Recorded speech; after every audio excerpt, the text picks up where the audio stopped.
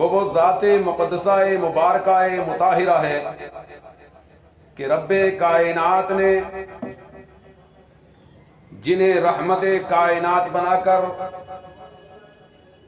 اس کائنات میں مبعوث فرمایا اور جن کے ذریعہ اہل کائنات کی رہنمائی اور ہدایت کا بندوبست فرمایا۔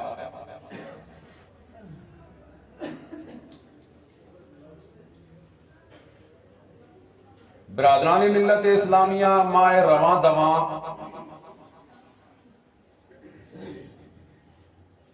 ماہ رجب المرجب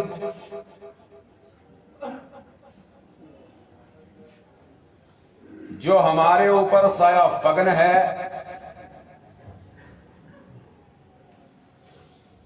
یہ ماہ مقدس ان چار حرمت اور تقدیس، عظمت و شان، رفعت اور بلندگی والے مہینوں میں سے ایک مہینہ ہے، جن کے متعلق اللہ تعالی نے اپنی کتاب عزیز میں فرمایا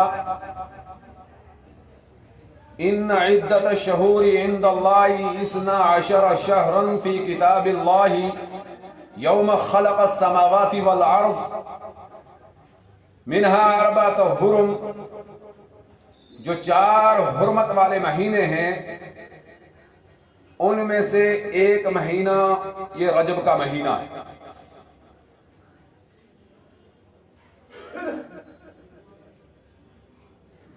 بدقسمتی سے جس طریقے سے تاریخ اسلام کو دور نبوت سے بعد ہونے کا سلسلہ شروع ہوا اور جوں ہم نبوت کے دور سے دور ہوتے چلے گئے تو امت مسلمہ کے اندر اسی اعتبار سے بدعات و خرافات، من چاہی اور دل چاہی کچھ چیزوں کا وجود ہوا، اور وہی وجود اتنا رواج پکڑ گیا کہ امت مسلمہ کے لوگوں نے اس کو دین سمجھنا شروع کر دیا۔ ہوتا یہ ہے کہ کسی چیز کو رواج دینے کے لیے، پنپانے کے لیے، اس کو آگے پھیلانے کے لیے، اس کو لوگوں میں اجاگر کرنے کے لیے بار بار کیا جاتا ہے،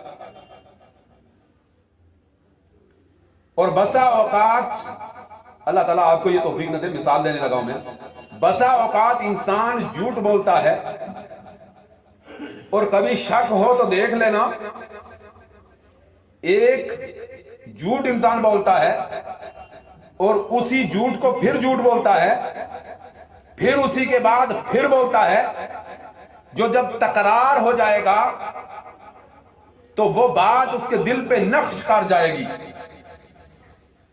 عربی کا ایک مشہور مقولہ ہے کہ کسی بات کو دل پہ نقش کرنے کے لیے اذا قرر، جب کوئی بات بار بار کہی جائے تو وہ بات دل پہ نقش ہو جاتی ہے۔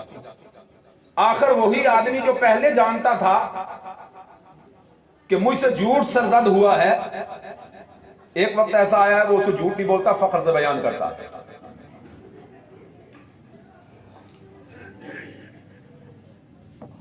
وضع الحدیثین یا وضاح احادیث، ان لوگوں کا بھی تقریباً یہی انداز رہا۔ کچھ چیزیں گھڑی گئیں، ان کو استقرار دیا گیا،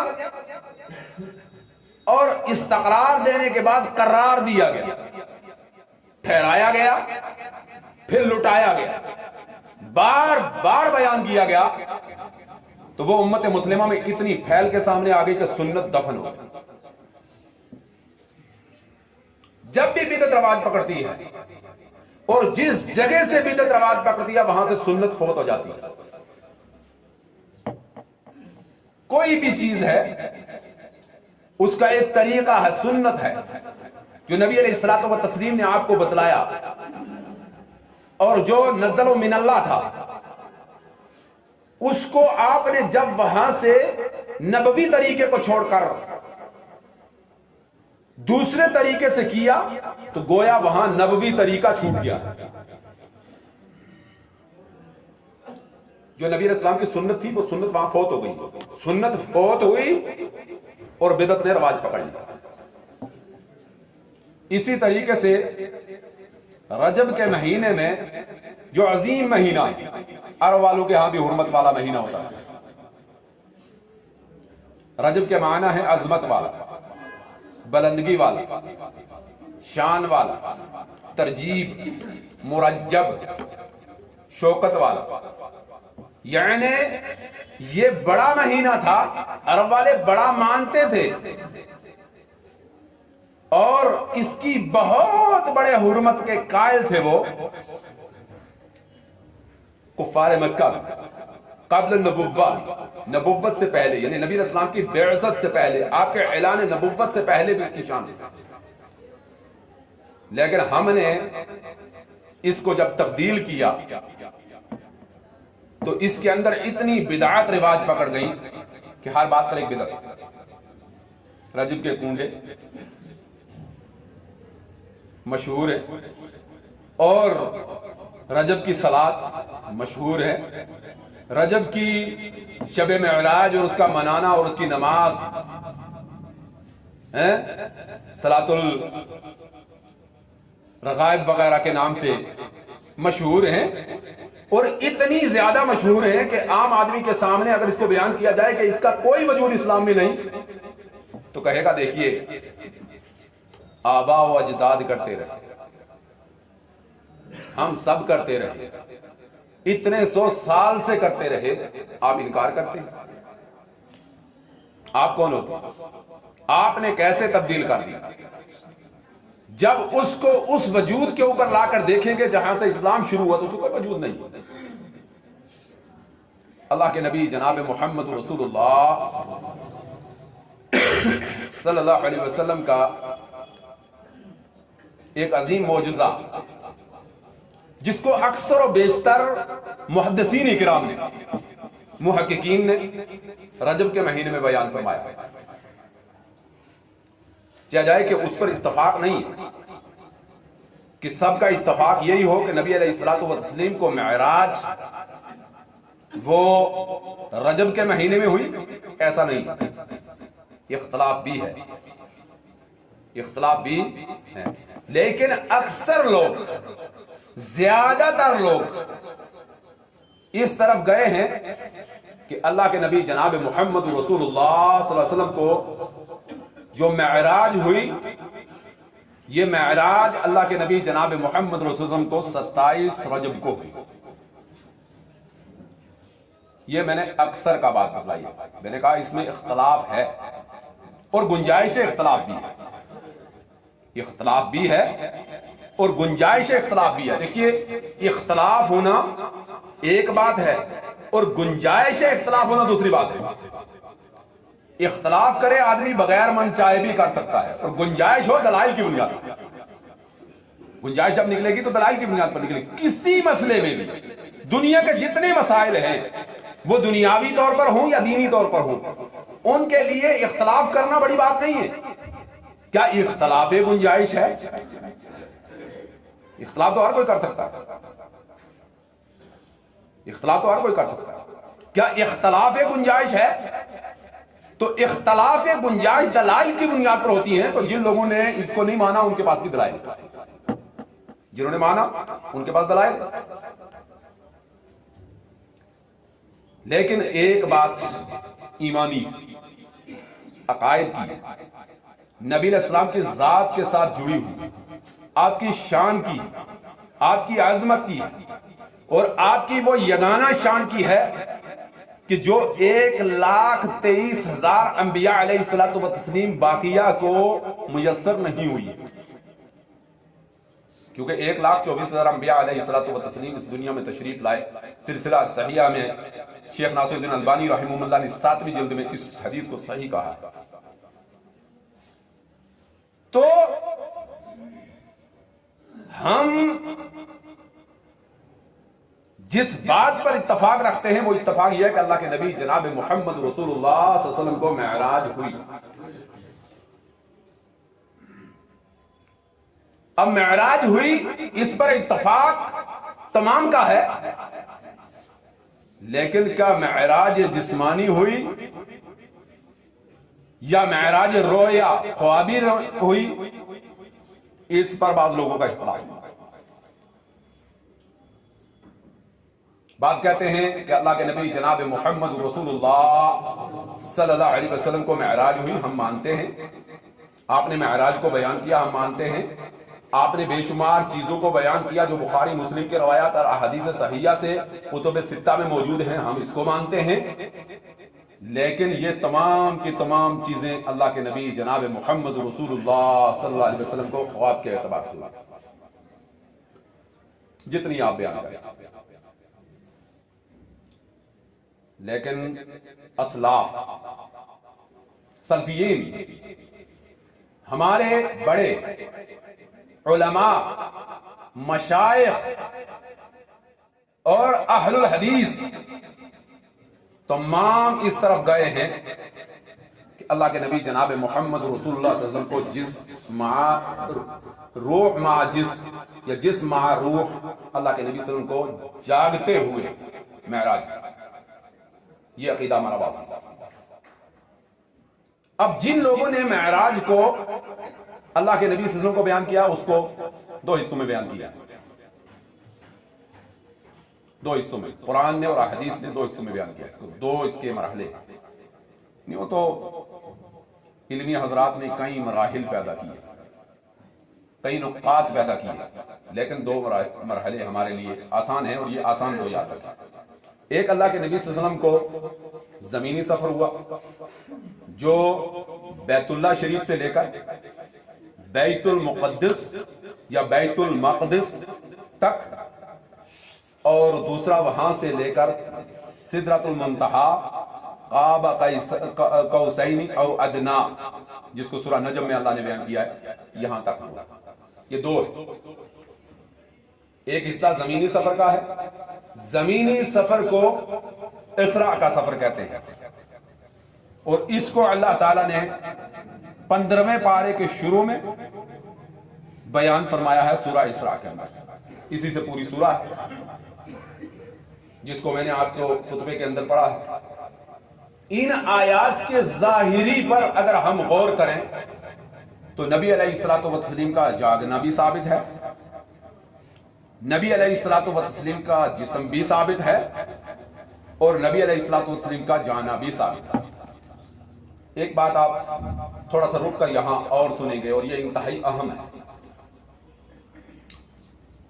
وہ یہ ہے کہ معجزہ کہتے کس کو؟ یہ معجزہ وہ چیز ہے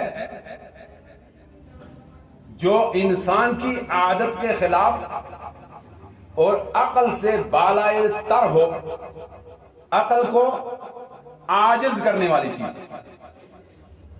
عقل و شعور میں نہ آنے والی چیز کو ہی معجزہ کہتے ہیں۔ اور معجزات نبوی میں جتنے معجزے ہیں وہ آدمی کے عقل کو نہیں بھاتے، عقل کو آدمی کا عاجز رہ جاتا ہے۔ مثلا معجزات میں آپ ہر معجزے کو دیکھتے جائیے، اللہ کے نبی جناب محمد رسول صلی اللہ علیہ وسلم کے انگلیوں سے پانی کا پھوٹنا، تمام لشکر کا پینا، اپنے برتنوں کو بھر لینا، پوری طریقے سے سیراب ہو جانا، یہ ایک معجزہ ہے جو عقل کے خلاف ہے کہ آدمی کے ہاتھ سے پانی کس طرح نکلا۔ یہ بھی ایک معجزہ ہے، اور انبیاء کے ساتھ ہے خاص کہ پہاڑ ہو، پہاڑ سے اونٹنی نکلے، لوگوں کے کہے پر اونٹنی بھی گابن ہو اور وہ اونٹنی اتنی ہو تو تمام مویشیوں کا مال اور پانی پی جانے والی ہو. معجزہ کہتے ہی اس کے ہوئے کہ حضرت موسیٰ بغل میں ہاتھ رکھیں, ہاتھ کو باہر نکالیں, ہاتھ سامنے ہو اور ہاتھ چاند اور سورج سے زیادہ چمکیلا ہو, باقیہ جسم سے بالکل جدا ہو اور روشن ہو. تو انسان کا عقل یہاں عاجز ہے. یہ معجزہ ہی ہے. اس طریقے کے آپ یہ بھی ایک انتہائی عظیم اور عجیب معجزہ ہے کہ صرف 1.5 سیر, پونے 1.5 سیر یا 2.5 سیر اناج ہو اور ایک چھوٹا سا میمنہ بکری کا بچہ یا بھیڑ کا بچہ چھوٹا سا ہو, اس کو ذبح کیا جائے اور ایک لشکر جرار جس کی تعداد 1700 سے اوپر ہو, سب پیٹ بھر کر کھائیں, ہنڈی بھی باقی رہے, آٹا بھی باقی رہے. یعنی یہ وہ حدیثیں ہیں جو صحیح بخاری مسلم کی ہیں. میں نے اس اعتبار سے عجز کے اعتبار سے رکھا ہے. اگر نبی علیہ الصلوۃ والتسلیم کی معراج کو ہم ان لوگوں کی رائے کے ساتھ کہ جو کہتے ہیں خواب کے ذریعے سے ہوئی, رؤیا تھی, اور قرآن میں بھی رؤیا کے اعتبار سے ایک لفظ استعمال کیا ہے, تو اس کو واجب مان لیتے ہیں, تو یہ تو ہر آدمی دیکھ سکتا ہے.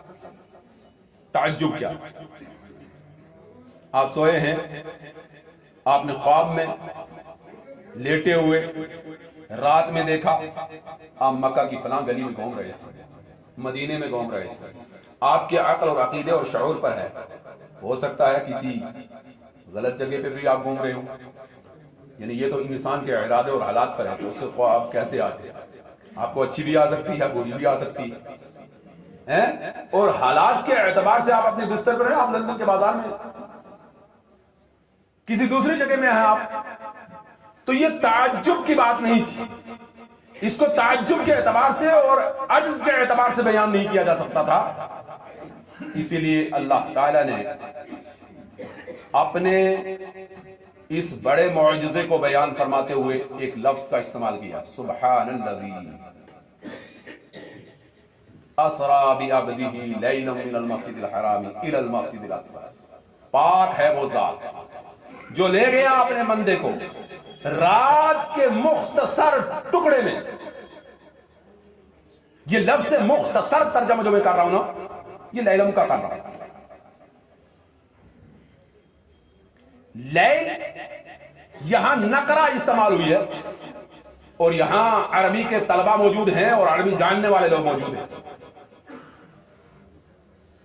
کہ نقرہ کا ترجمہ کرتے ہوئے کچھ اور چند سے کرتے ہیں, کچھ اور چند سے ہم نقرہ کا ترجمہ کرتے ہیں. سبحان الذی اسری بعبدہ لیلا من المسجد الحرام, اللیل کا لیل من المسجد الحرام الی المسجد الاقصی. پاک ہے وہ ذات جو لے گیا اپنے بندے کو رات کے ٹکڑے میں, مختصر سے ٹکڑے میں, مسجد حرام سے مسجد اقصی تک. مقصد کیا ہے, ضرورت کیا ہے, حاجت کیا ہے؟ لنوریہ من آیاتنا, لنوریہ من آیاتنا, تاکہ اللہ اپنی آیات کو دکھائے لوگوں کو. اللہ اپنی آیات کو دکھائے. لنوریہ من آیاتنا انہ هو السمیع البصیر, وہ سننے والا اور بصیر ہے, دیکھنے والا. وہ جو ہے کیا کرے کہ آپ کو مختصر سے اس رات کے ٹکڑے کے اندر مسجد حرام سے مسجد اقصی تک جو 40 دن 40 لیال کا سفر تھا. عقل عاجز کہاں آئی, عقل عاجز کہاں ہو گئی, عقل کو پریشانی کہاں سے ہوئی؟ عقل کو پریشانی یہاں ہوئی میرے بھائیوں, عقل کو دقت یہاں پیش آئی کہ بھائی ہم تو جاتے ہیں 40 دن کا سفر. کتنے کا دن ہے سفر ہے؟ عرب والوں کو کیوں پریشانی ہوئی؟ ارتداد کیوں ہوا؟ لوگوں نے انکار کا ذریعہ کیوں کیا؟ ابو بکر کو صدیق کیوں کہا؟ یہ لقب سے ملقب آپ رضی اللہ تعالیٰ عنہ کو کیوں کیا گیا؟ اس لیے کہ باقیہ کے عقل میں یہ بات آنے والی نہیں تھی. یہی معجزہ ہے. اس قرآن کی آیات پر اگر غور کریں تو پہلے اللہ نے کہا میں نے کیا، اور آپ کا ایمان یا دنیا کی کوئی بھی طاقت ہو، کیا اس کا یہ عقیدہ جو رب کی ذات کو مانتا ہے یہ ہو سکتا ہے کہ اللہ کوئی کرنا چاہے چیز تو ہوگی نہیں؟ ہر وقت اللہ کی طاقت سے ڈرنا چاہیے. یہ ابھی اللہ نے کیا ہے ترکی میں، یہ آپ بناتے ہیں، آرکیٹیکٹ آپ کو کہتا ہے پہلے سریا ہم اوپر ڈالتے تھے، اب سریا ہم زمین میں ڈالتے ہیں، پھر ڈالنے کے بعد ہم اس کو کس طریقے سے جماتے ہیں، پھر اس کے لیے ہم کو ہمارے یہاں ٹیسٹ کا نظام ہوتا ہے، وہ کتنا خطرناک. ہم آج کے دور میں کتنی دیر میں سیمنٹ جام ہو جائے گی اس سے پہلے استعمال ہونی چاہیے. اور وہ ترقی یافتہ لوگ ہیں، ہم اور آپ نہیں ہیں. یا ہماری اور آپ کی بنائی ہوئی سمٹی جو ہے یا چونا گز کی بنائی ہوئی عمارتیں بھی نہیں ہیں کہ جس میں اگلے دن مسالہ بنایا دوسرے دن بھی استعمال کر لو. نہیں، کئی لوگ نگرانی والے موجود ہوتے ہیں، کئی لوگ نگرانی والے موجود ہوتے ہیں. لیکن جب بادشاہ حقیقی نے حکم صادر فرمایا اور تھوڑی سی لرز، کتنے لرز آتا ہے؟ 7.5. اور اگر وہ 7 دونے 14 ہو جائے تو اب سائنس اینڈ ٹیکنالوجی سے جڑے ہوئے لوگ بیٹھے، اب ذرا آنکھ بند کر کے سوچئے کہ جس نے 7 کچھ پر بند کیا، اگر وہ 14 کچھ تک لے جاتا، اس مالک کے حقیقی کو کون روک سکتا تھا؟ تو یہاں عقل داخل عقل کی ضرورت نہیں کسی کو کہ وہ کہے کہ اللہ کے نبی جناب محمد رسول اللہ صلی اللہ علیہ وسلم کس طریقے سے تشریف لے کے تھے. بخاری مسلم کی روایت ہے، حافظ ابن حجر اسقلانی رحمہ اللہ نے بڑی تفصیل کے ساتھ اس واقعے کو اپنی ایک مشہور کتاب فتح الباری شرح صحیح بخاری میں بیان فرمایا. 3 جلد ہے، کوئی بھی اٹھا کر اس کو دیکھے گا کہ اللہ کے نبی جناب محمد رسول اللہ صلی اللہ علیہ وسلم سوئے ہوئے ہیں. پہلے دن کی بات بتا رہے ہیں. آپ علیہ الصلوۃ والتسلیم کے پاس 3 ملائکہ تشریف لائے. اللہ کے نبی صلی اللہ علیہ وسلم فرماتے ہیں کہ ایک میرے پادانے کی طرف بیٹھ گیا، ایک میرے درمیان میں بیٹھ گیا، اور ایک میرے سرہانے بیٹھ گیا. یہ 3 ہیں. میں خواب میں دیکھا ہوں، یہ خواب اللہ کے نبی صلی اللہ علیہ وسلم نے بیان فرمایا، اور اس کو خواب ہی کہا اللہ کے نبی صلی اللہ علیہ وسلم، رویا ہی کہا اللہ کے نبی صلی اللہ علیہ وسلم. کہا میرے پاس بیٹھے. یہ کہتا ہے کہ جناب یہ ان میں سے کون ہے؟ کن میں سے؟ کن کا تعارف ہو رہا ہے؟ کن کے متعلق ذکر کیا جا رہا ہے؟ اور بھائی جو سب سے اعلیٰ لوگ تھے جن کے سر پر تاج نبوت رکھا ہوا ان کے متعلق پوچھ رہے ہیں. یہ ان میں سے کون ہے؟ درمیانے والا کہتا ہے کہ ان میں سے سب سے زیادہ افضل. یہ اس معراج کے واقعے میں 2 مقام پر انبیاء سے نبی علیہ الصلوۃ والتسلیم کو خود نبی علیہ السلام کی زبانی افضل قرار دیا گیا ہے. اس لیے ہم آپ کو افضل الانبیاء مانتے ہیں. انبیاء میں جو ہم افضل آپ کو مانتے ہیں اس لیے مانتے ہیں. 2 مقام، ایک یہی مقام ہے اسی حدیث ہے کہ یہ کون ہے؟ کہا ان میں سب سے افضل. ادھر والے نے کہا پھر لے چلیے. اللہ کے نبی جناب محمد رسول اللہ صلی اللہ علیہ وسلم جب بھی سوتے تھے آپ کا قلب اطہر، دل مبارک ہمیشہ جاگتا تھا اور آپ کی آنکھیں سوتی تھی. نبی کا دل کبھی نہیں سوتا. اسی لیے انبیاء علیہ الصلوۃ والتسلیم کی رؤیا کو وحی کہا. وحی کے جتنے اقسام ہیں نا، وحی کے بے شمار اقسام ہیں، ان وحی کے اقسام میں سے ایک قسم رؤیا بھی ہے، خواب بھی ہے نبیوں کی، وہ اس کا بڑا مرتبہ، میرا اور آپ کی رؤیا جو ہے وہ وحی نہیں ہو سکتی، نبی کی ہے، اس لیے کہ انبیاء دل سے جاگتے ہیں اور آنکھوں سے سوتے ہیں، اسی لیے اللہ کے نبی جناب محمد رسول اللہ صلی اللہ علیہ وسلم سے سوال کیا، آقا آپ جب جو ہے سنتے پڑھتے ہیں، درمیان میں آپ جو ہے رک جاتے ہیں، پھر آپ جو ہے بعد اس کے بعد اٹھ کر نماز پڑھا دیتے ہیں، اللہ کے نبی جناب محمد صلی اللہ علیہ وسلم اگر آپ کی آنکھ لگ جائے کہ آپ کا وضو باقی رہے گا؟ آپ نے فرمایا عائشہ اینانی تنامان ولا ینام قلبی، عائشہ میری جو ہے آنکھیں سوتی ہیں، میرا دل کبھی نہیں سوتا۔ گویا کہ نبی کے سونے سے نواقض وضو نہیں ہوتا، میرے اور آپ کے سونے سے نواقض وضو، میرا اور آپ کی جو ہے آنکھ جب ہم سوئیں ہمارا وضو ٹوٹ جائے گا، ہمارا وضو ٹوٹ جائے گا۔ تو یہ کچھ تخصیص انبیاء ہیں جو انبیاء کے ساتھ خاص ہیں، نبی کے ساتھ خاص باتیں ہمارا عقیدہ ہے۔ اور کس بے نصیب نے یہ کہا کہ نبی علیہ الصلوۃ والسلام ہماری طرح ہیں؟ بھائی ایسا کس نے کہا؟ جس کے سر پہ تاج نبوت ہو، اللہ اکبر اللہ اکبر، جن کی سواری کی مہار جبریل امین پکڑیں، جن کو رات کے مختصر سے ٹکڑے میں مسجد حرام سے بیت المقدس تک کا پورا سفر کروایا جائے، جنت و جہنم کو دیکھیں، مختلف رؤیا اور آیات کو دیکھیں، پھر وہاں سے جو ہے اوپر کا سفر معراج کا ہو، 7 آسمانوں کی سیر ہو، پھر 7 آسمانوں کے بعد جو ہے کیا جبریل ساتھ چھوڑ دیں، آپ قاب قوسین عاد نہ ہو، وہاں جو ہے کلموں کے، اور ہم برابر کیسے ہو سکتے ہیں؟ یہ عقیدہ کس نے بتلایا؟ اہل حدیث کا یہ عقیدہ نہیں، سلف الصالحین کا یہ عقیدہ نہیں، ہمارا یہ عقیدہ نہیں ہے، ہم نے ایسا کبھی نہیں کہا ہے۔ آپ کا مرتبہ اور شان تھی، آپ کا ایک جا اور منصب تھا، ہاں خلقت اللہ نے آپ کی آدم نبی علیہ الصلوۃ والسلام کی صورت سے کی،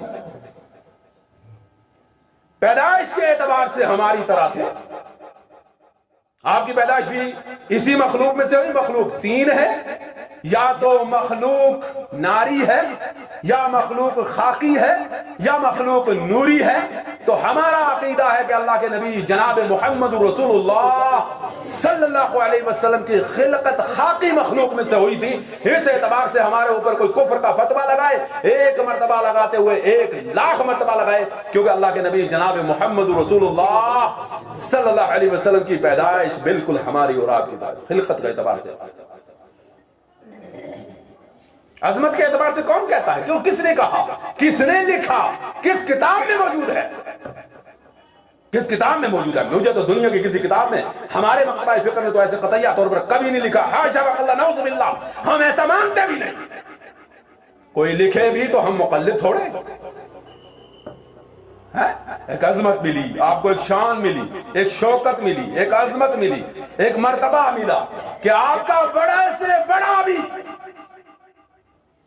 اگر آپ کے عقل اور شعور اور کتاب اللہ اور سنت رسول اللہ کے خلاف کوئی بات کہتا ہے تو آپ اس کو ہوا میں اچھال کے رکھ دیتے۔ یہ عظمت آپ کو، یہ شان آپ کو، یہ سوچ آپ کو اللہ کے نبی جناب محمد رسول اللہ صلی اللہ علیہ وسلم نے دی تھی، یہی سوچ آپ کو تمام ائمہ نے دی تھی، اور اسی سوچ کی بنیاد پر ایک وقت کے بڑے امام نے یہ کہا تھا کہ اس دنیا میں جتنے اہل علم آئے ہیں، ابو بکر صدیق سے لے کر تمام نیچے تک کے صحابہ ہوں یا ائمہ ہوں یا مجتہد ہوں یا علماء ہوں فضلاء ہوں، جتنے بھی بڑے ہوں، سب کی بات کو لیا بھی جا سکتا ہے، چھوڑا بھی جا سکتا ہے، اختلاف بھی کیا جا سکتا ہے۔ مسجد نبوی میں بیٹھے ہوئے روزہ مبارک کی طرف اشارہ کرتے ہوئے فرمایا تھا، لوگو ایک ہی آدمی ہے جس کی بات کے ساتھ اختلاف کرنے کے بعد ایمان سالم نہیں رہتا ہے، اور یہ صاحب القبر، یہ صاحب القبر یعنی رسولullah صلی اللہ علیہ وسلم ہے۔ رسولullah کی بات سے جو اختلاف کرے گا وہ میرے بھائیوں اللہ کے نبی جناب محمد صلی اللہ علیہ وسلم کے اس چاہنے والے امتی نے کہا تھا کہ اس کا ایمان سالم نہیں، اور قرآن میں بھی اللہ نے یہ کہا ہے کہ جو رسول اللہ کی بات کو بالائے طاق رکھ دے گا یقینی طور پر وہ مومن نہیں۔ میں آپ کو بتلا رہا تھا کہ اللہ کے نبی جناب محمد رسول اللہ صلی اللہ علیہ وسلم جب معراجی اسرائی سفری زمینی سفر جو اللہ کے نبی صلی اللہ علیہ وسلم کر رہے تھے تو اللہ کے نبی جناب محمد صلی اللہ علیہ وسلم کو رات کے مختصر سے حصے میں لے گئے، تو کس طریقے سے گئے تھے؟ سواری کون سی؟ سواری براق تھی۔ براق برق سے، برق کے معنی بجلی کے، اور آپ ایمانداری سے بتلائیے کہ نام شریعت میں محمد رسول اللہ نے خود رکھا، اس کا نام براق، ہم نے نہیں رکھا، ہمارا رکھا ہوا نام نہیں، یہ ناطق وحی اور زبان وحی سے براق ہمارا رکھا ہوا نہیں، ہم نے اس کو نہیں کہا۔ آپ عقلاً بتلائیے بجلی کتنی جلدی جاتی ہے؟ آج کے دور میں آپ کے لیے بہت آسان ہے، آج کے دور میں معجزہ نبوت کا انکار کرنا ممکن نہیں، اس دور میں ممکن نہیں۔ ابھی بجلی نہیں پیدا ہوئی، بجلی کا ایجاد نہیں ہوا، بجلی کے آنے اور جانے کا نظام پر پوری جو ہے نہیں بنا، لیکن ناطق وحی نے کہا براق لایا گیا اللہ کے نبی جناب محمد رسول اللہ کے پاس۔ آپ فرماتے ہیں مجھے اٹھایا، دوسرے دن آئے، لے گئے، لٹایا، میرا سینہ چاک کیا، چاک کرنے کے بعد اس سے کچھ چیزیں نکالی گئیں، کچھ چیزیں اس میں داخل کی گئیں، چاہے زم سے دھویا گیا۔ پھر اللہ کے نبی صلی اللہ علیہ وسلم فرماتے ہیں میرے پاس سواری لائی گئی، اس کا نام براق۔ سورت خود اللہ کے نبی صلی اللہ علیہ وسلم بیان فرماتے ہیں کہ تیزی کتنی تھی۔ اچھا آپ عقل نے دلائیے آواز تھی، میں کہتا ہوں آواز سے نظر تیز ہے، جتنی جلدی نظر جو ہے جاتی ہے اتنی جلدی آواز نہیں جاتی ہے۔ اللہ کے نبی جناب محمد رسول اللہ صلی اللہ علیہ وسلم فرماتے ہیں کہ جہاں میری نظر پڑتی تھی وہاں اس کا قدم پڑتا تھا، اتنی تیز رفتار تھی۔ یہ صحیح ہے، یہ اپنی طرف سے نہیں، صحیح ایک دم ایتھنٹک، اس میں کوئی پریشانی نہیں کہ اس کی برق رفتاری یہ تھی۔ جب آپ کے سامنے لا کے کھڑا گیا تو اس کو رنگ اور شکل بھی بیان کیا۔ دیکھیے میں نے کئی مرتبہ یہ موضوع یہاں بیان کیا ہے، میرے خیال میں جب سے خطبہ دے رہا ہوں تو رجب میں یہ موضوع بیان ہوتا ہے۔ میں نے ایک مرتبہ کہا تھا کہ براق کی مختلف شکلیں بدعت میں آتی ہیں، انسان ایجاد کر کے بیان کر ہے۔ وہ ایک گھوڑا تھا، اس کو پر تھا، اس کے اوپر لکھا ہوا ہوتا ہے براق النبی صلی اللہ علیہ وسلم۔ استغفر اللہ، حاشا بکلہ، نہیں یہ گناہ، اس سے بچیے، اس کے چھاپے خانے سے بھی بچیے، اس پہ براق لکھنے سے بھی بچیے، اور اس کے اوپر ایک اور انتہائی ظلمن کہیں سے کیا گیا ہے۔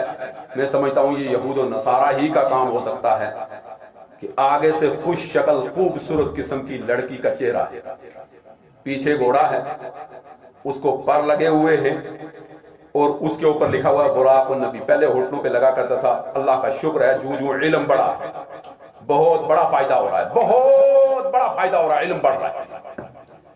عمل میں کمزوری آ رہی ہے، عمل میں ہمارے اور آپ کے عمل کرنے میں کمزوری آ رہی ہے۔ ہم ویسے عامل نہیں رہے جیسے یہ سفید ریش لوگ ابھی ہمارے اندر موجود ہیں، یا جو ہمارے گزر چکے ہیں، ویسے عامل ہم لوگ نہیں، ہمارے اندر بڑی کجی آ گئی۔ میں اللہ کی قسم کھا کے کہتا ہوں اس مسجد میں ایک آدمی رہتے تھے، وہ اتنی زہد والے تھے، اتنے تقوی والے تھے کہ کوئی انتظام گرم ہونے کا نہیں موجود ہوتا تھا۔ پتلی سی کانیوں کی ایک جہاں چٹائی ہوتی تھی، اور جب فجر کی نماز میں فجر کی نماز سے پہلے تہجد کے لیے وہ شخص وضو کر کے یہاں اس مسجد میں کھڑے ہوتے تھے، ان کے ہاتھوں اور پاؤں کے جو پھٹن ہوتی تھی اس سے بسا اوقات خون کے قطرے ٹپکنے لگ جاتے تھے۔ ویسے عامل رہ گئی رسم آزاں، روح بلالی نہ رہی، فلسفہ صفحہ رہ گیا تلقین غزالی نہ رکھنا. ہمارے اندر ویسے علماء بھی واجب ہیں. میں نے کئی مرتبہ دیکھے ایک آدمی کبھی نظر پڑتی ہے, اللہ ان کو ہمارے اندر دیر پا رکھے, وہ بھی عبدالسلام کے نام سے, ان کا نام بھی عبدالسلام تھا, اور جو باقی بچ گیا اس کا نام بھی عبدالسلام ہے. یہ عبدالسلام قاضی صاحب ہیں. تھوڑا دیکھ کے مجھے کبھی کبھی مولوی عبدالسلام صاحب یاد آتا ہے. تو یہ انداز جو علمی انداز اور وہ تقوی کا انداز تھا وہ نہیں. ہاں علم ہمارا بڑا. آج پیر سے چھری وہ میرا راہ چلتا بکروال جو لے کر بیڑیں جایا کرتا تھا, اور چھری جو ہے پیر صاحب سے دم کروا کے لے جایا کرتا تھا کہ پیر صاحب کہیں کوئی جو ہے گر پڑ گئی تو مجھے ذبح کرنے کے لیے بسم اللہ اللہ اکبر کہنا نہیں آتا ہے, میں ذبح کر لوں. یہ عمل موجود نہیں تھا. یہ چند سالوں میں ہوا, چند سالوں میں. علم بڑا, علم بہت بڑا ہے الحمدللہ, علم بڑا ہے, لیکن عمل میں کمزوری ہے. ہمیں چاہیے کہ علم کے ساتھ ساتھ عمل کو بھی ہم بڑھائیں, علم کے ساتھ ساتھ تقویٰ بھی ہمارے اندر بڑھے, علم کے ساتھ ساتھ ہمارے اندر یہ چیزیں جو روحانیت کی بھی ہمارے اندر موجود ہوں. تو اللہ کے نبی جناب محمد رسول اللہ صلی اللہ علیہ وسلم کا یہ جو سفر معراج تھا نا, یہ اللہ کے نبی جناب محمد صلی اللہ علیہ وسلم کو جب وہ لا کے کھڑی گئی براق, اس کی شکل احادیث میں بیان کی گئی, صحیح بخاری میں ہے, عام اعتبار سے بھی صحیح بالکل بخاری شریف میں موجود ہے. اللہ اکبر. آپ نے اسلام فرماتے ہیں خچر سے کچھ چھوٹا اور گدھے سے کچھ بڑا جانور, خچر سے کچھ چھوٹا اور گدھے سے کچھ بڑا, اس کی شکل اللہ کے نبی نے فرمایا سفید تھی. شکل بھی بیان کی. اللہ اکبر اللہ اکبر. اگر یہ بات موجود نہ ہوتی تو جتنے لنطرانی والے نبی پہ تہمت لگانے والے لوگ جو تھے وہ کامیاب ہو جاتے. یہ اللہ کا کرم ہے, اور ہم مشکور و ممنون ہیں اور علماء کے جنہوں نے اللہ کے نبی جناب محمد رسول اللہ صلی اللہ علیہ وسلم کے احادیث کو, محدثین کے جنہوں نے من و عن بیان کی گئی ہے, اور امام بخاری علیہ رحمۃ اللہ صحیح بخاری میں اس کو لایا. فرمایا وہ جب لایا گیا, لا کے کھڑا کیا گیا, جبریل امین نے فرمایا اللہ کے نبی صلی اللہ علیہ وسلم آپ سوار ہوئیے. آپ سوار ہونے لگے تو خچر کے اندر ایک لرزہ طاری پیدا ہوا, بدکنے لگا, شوخی کرنے لگا. تو یہاں جبریل امین نے وہ کلمات دوبارہ دہرائے, کہا ہے خچر تمہیں علم ہونا چاہیے کہ تیرا مرتبہ و منزلت تو یہ ہے کہ تجھ پر وہ آدمی سوار ہو رہا ہے کہ میں 1,24,000 انبیاء علیہ الصلوۃ والتسلیم کے پاس وحی لایا ہوں, میں نے ان سے بہتر اور افضل کسی کو نہیں پایا. میں نے ان سے بہتر اور افضل کسی کو نہیں پایا ہے. تیرا مقدر ہے. خاموش ہوئے, کھڑی ہو گئی, سکون کے ساتھ آپ سوار ہوئے, اور جو ہے یہاں سے آپ کا سفر جو ہے شروع ہوا. اور آپ کہاں پہنچے؟ اللہ کے نبی جناب محمد رسول اللہ بیت المقدس تک پہنچے. انشاءاللہ اللہ تعالیٰ نے چاہا تو باقی باتیں اگلے جمعے میں آپ کے سامنے رکھی جائیں گی.